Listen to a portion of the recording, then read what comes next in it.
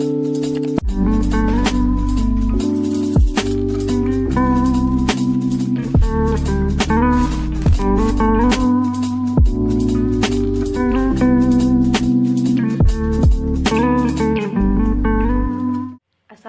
warahmatullahi wabarakatuh. Nama saya Sarina Agi, jurusan Pendidikan Bahasa Inggris, Universitas Negeri Gorontalo. Di video kali ini saya akan membahas materi dari mata kuliah Filsafat Ilmu, yaitu tentang mengelaborasikan asumsi, peluang, beberapa asumsi dalam ilmu, dan batas-batas penjelajahan ilmu. Idealnya, ilmu pengetahuan bebas asumsi. Ini dikarenakan ilmu pengetahuan sebenarnya berasal dari kritik terhadap filsafat idealisme yang selalu terjebak dalam asumsi. Ilmu pengetahuan ingin membuang asumsi-asumsi yang tak berdasar dan menggantikannya dengan sebuah pemikiran yang murni induksi. Semua pernyataan harus dibuktikan secara empiris. Sayangnya, hal semacam ini sangat tidak mungkin. Ilmu pengetahuan akan selalu menyimpan asumsi di dalamnya. Dalam sebuah percobaan, seorang ilmuwan tidak bisa tidak terperangkap dalam sebuah kondisi sosio-historis kultural. Asumsi dapat diartikan sebagai dugaan yang diterima sebagai dasar atau landasan berpikir karena dianggap benar. Sedangkan pengertian asumsi dalam filsafat ilmu ini merupakan anggapan atau andaian dasar tentang realitas suatu objek yang menjadi pusat penelaahan atau pondasi bagi penyusunan pengetahuan ilmiah yang diperlukan dalam pengembangan ilmu. Tanpa asumsi, anggapan orang atau pihak realitas bisa berbeda, tergantung dari sudut pandang dan kacamata apa. Menurut Kamus Besar Bahasa Indonesia 2008, pengertian peluang yaitu yang pertama kesempatan, yang kedua ruang gerak baik yang konkret maupun yang abstrak yang memberikan kemungkinan bagi suatu kegiatan untuk memanfaatkannya dalam usaha mencapai tujuan. Dalam perkembangannya, peluang menjadi salah satu cabang ilmu baru yang kemudian dikenal dengan ilmu probabilistik atau ilmu peluang. Walau termasuk ilmu yang relatif baru, ilmu ini bersama dengan statistika berkembang cukup pesat. Probabilitas merupakan salah satu konsep yang sering kita gunakan untuk mendeskripsikan realitas di dalam kehidupan sehari-hari. Bahkan, aplikasinya tidaklah hanya terbatas pada percakapan keseharian tersebut, namun juga mencakup wilayah konversasi yang lebih serius dan refleksif, yaitu sains. Dengan kata lain, probabilitas seringkali digunakan sebagai perangkat eksplanasi ilmiah.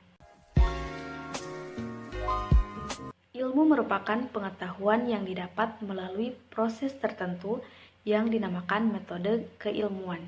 Metode inilah yang membedakan ilmu pengetahuan dengan buah pemikiran lainnya.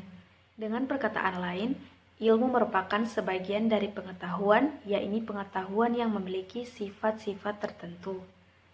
Senada dengan pendapat tersebut, ilmu merupakan pengetahuan yang mempunyai ciri, tanda, dan syarat tertentu yaitu sistematik, rasional, empiris, umum, dan kumulatif.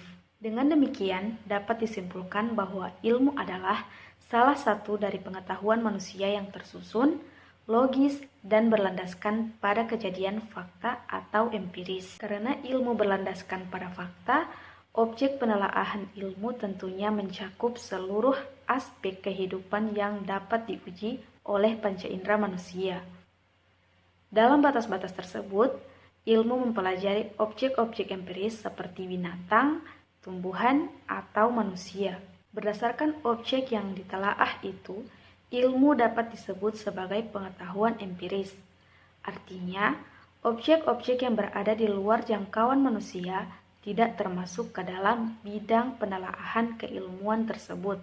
Ilmu bertujuan untuk mengkaji objek empiris tertentu secara mendalam untuk mendapatkan hasil yang berupa pengetahuan mengenai objek tersebut.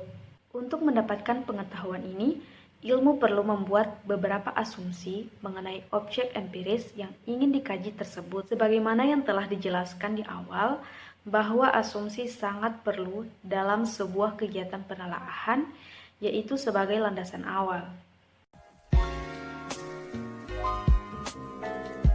Ilmu memulai penjelajahannya pada pengalaman manusia dan berhenti pada batas pengalaman manusia. Jadi, ilmu tidak mempelajari masalah surga dan neraka dan juga tidak mempelajari sebab musabab kejadian terjadinya manusia. Sebab kejadian itu berada di luar jangkauan pengalaman manusia. Ilmu membatasi lingkup penjelajahannya pada batas pengalaman manusia juga disebabkan metode yang digunakan dalam menyusun yang telah teruji kebenarannya secara empiris. Pengalaman manusia pada dasarnya dapat diperoleh melalui panca inderanya. Oleh karena itu, jika pengalaman diperoleh dengan melihat, maka ilmu adalah penglihatanmu. Jika pengalaman diperoleh dengan mendengarkan, maka ilmu adalah pendengaranmu. Begitu juga dengan indera yang lainnya.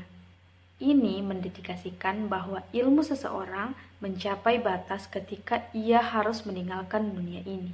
Jadi itulah pemaparan materi filsafat ilmu tentang elaborasi asumsi, peluang, beberapa asumsi dalam ilmu, dan batas-batas penjelajahan ilmu. Sekian dari saya. Thank you. Wassalamualaikum warahmatullahi wabarakatuh.